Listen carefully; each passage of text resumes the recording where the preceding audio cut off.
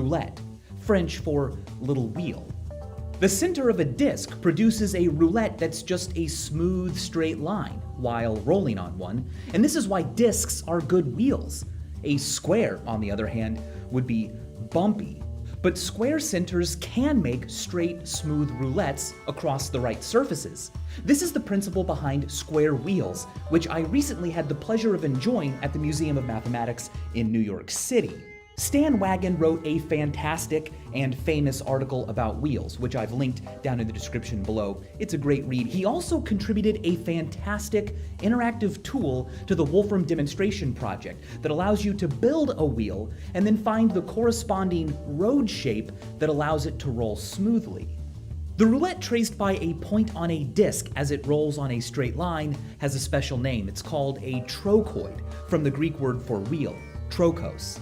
Now, trochoids can be curtate or prolate, depending on whether the tracing point is inside or outside the circumference.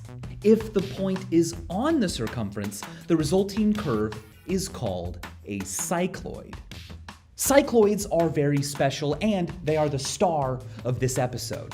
Now, I've been working with Adam Savage a lot lately as we gear up for Brain Candy Live, our 40-city tour that I hope to see you at. Recently, I asked Adam for some help with roulettes. Adam, do you have a favorite polygon? The whole group. I'm literally an actual big fan. You can't, they're like your children, you can't pick a favorite. I don't have a favorite either. I do have a favorite thing that you can do with a polygon. Okay. Make a cyclogon. A cyclogon? Yeah. A cyclogon is an actual thing? Yeah, that's it's not an actual a superhero. thing. It's an actual thing. Do we have a polygon around here? Here, here's a square, right? Right. Say this is a square. Yeah. If I take one of the vertexes of this square and I start rolling this square, and you follow where that vertex, oh shoot. Let me roll this better. Are you ready? Yeah. All right, the actual path It describes a curve. described here, yeah, that curve is called a cyclogon.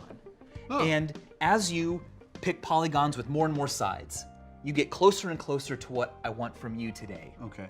a cycloid. A cycloid. Now, I could have just done this in Photoshop and done like an animation like I normally do, but you have a shop we can actually build this. and you can build things. Okay. Why did I want to build a cycloid? Well, let me ask you this. With only gravity to move you, what's the fastest way to roll or slide from a point to some other point below, but not directly below? Would it be a straight line?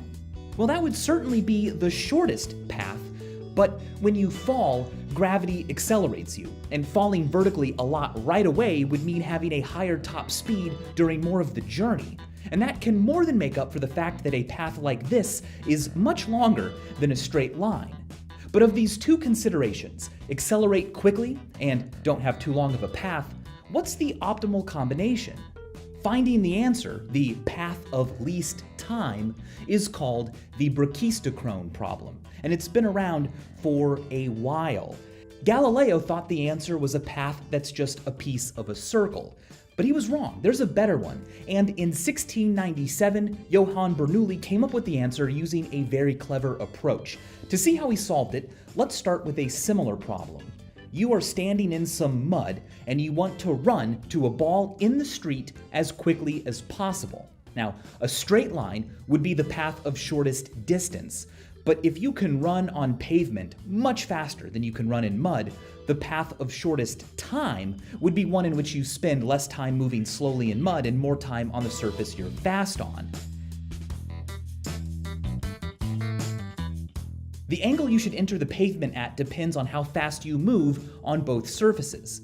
As it turns out, when the ratio between the sines of these two angles equals the ratio between your speeds across both surfaces, the resulting path will be the optimal, quickest route.